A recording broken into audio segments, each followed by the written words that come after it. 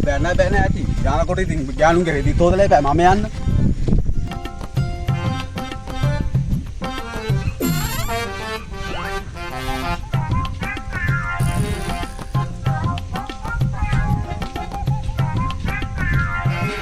මචෝ ලොකු වැඩක්ද? අම්මා ඉතනවනේ. ලොකු වැඩක්ද? ඔව් ලොකු වැඩක්. ඈ මම මෙතන මේ තනියෙන් අහගන්න එපා බමුකුත්. දැන් බට මං එන්නේ කිව්වේ කීයටද? ඈ එන්නේ කිව්ව 7:08 නේ බං. ඈ දැන් වෙලා කීයද? කෙලින්ම 11 මාර. ඈ බට මං එන්නේ කිව්වේ පන්සල් යන්නද පළවෙනිදා හින්දා දාන කන්න නෙමෙයි යකෝ. ඈ පොඩ පන්සලට ගිහිල්ලා මේ ජනවල පළවෙනිදා පොඩක් ඉඳලා එන්න. බම ඇවිල්ලා තියෙන්නේ කොහොමද දාන කන්නනේ. අද මං උඹට පළවෙනිදා හින්දා බනින්නේ නෑ. හොඳ? ඌරුවා. හරි. බොය මට බැන්න නෙමෙයි ධර්මයෙන් එන්නද ඔය දුන්නේ. ඔබ දන්නවද? මම ගෙදරින් එනකොට අපේ ගෑණිගෙත් ඉතින් කච කචේනේ බං. ඈ වැඩත් අල්ලන්නේ කියලා කිව්වා. ඉතින් මං අපේ ගෑණිත් එක්කලා වැඩත් අල්ලලා තමයි මම මේ ආවේ. ඒ පොඩ්ඩක් පරක්කු උනේ. ඔය ඉතින් බලන්න කච ගානවනේ. බද අද පළවෙනිදා කියලා බැලුවේ නෑනේ. ඈ යකෝ අද මේ පිටර මේ වැදගත් ගමන පන්සල් යන්න ගියද්දී ඔබ මේ ගෑණිත් එක්ක මුකුළු කල කර හිටියා. නැකින් ඉතලම් බල වගේ කොයිද ඉතින් අපිට නෑනේ ඕවා ඉතින් ඒකත් ඉතින් පින තමයි. පිනෙන් බහිදි දැන් ඉන්නේ පින කියලා. පින නෙමෙයි බං ඒක කරුමේ. කරුමේ බලගේ ඉරිසියාව බං. අපි පොඩ්ඩක් මේ කෑල්ලක් සෙට් කරගනි කියලා බලගේ බලා පිට කොලේ වහලා ගහන ගේම අපි දන්නේ නැද්ද බං? බනේ වේදා. වේදා? මම නෙමෙයි බං වේදා. අපේ ගෑණි වේදා.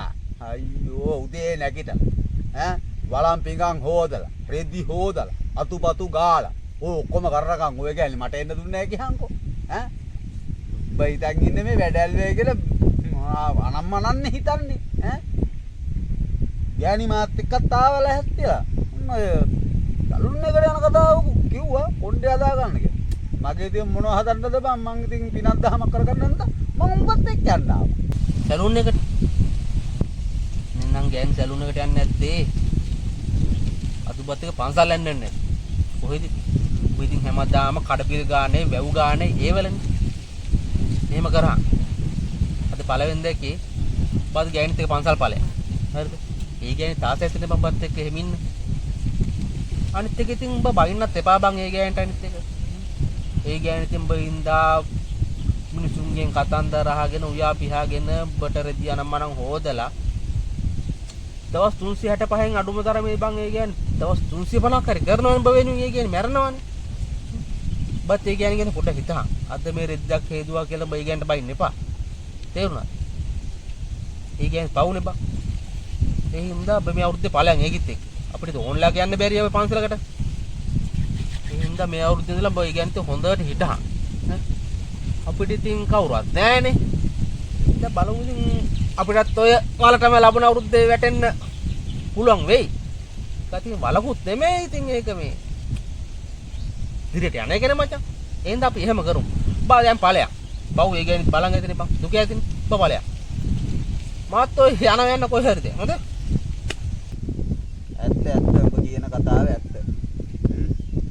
එහෙනම් මචං මම ගෙදර ගිහිල්ලා අපේ නෝනත් එක්කලා පන්සලකට යම ගිහිල්ලා මේ පාරට ප්‍රාර්ථනා කරනවා මචං අපේ නෝනත් එක්කලා සතුටෙන් සාමයෙන් ජීවත් වෙන්න ඕනේ කියලා දිගටම ඈ ඒ කියලා මචං පහනක් පත්තු කරලා වැඳලා හරි කියන්න ඕනේ ඈ ඒ කියන අතරතුර උඹටත් ඊළඟ ආත්මේ ගෑල්ලමෙක් හම්බෙන්න ඕනේ කියලා මම ප්‍රාර්ථනා කරනවා.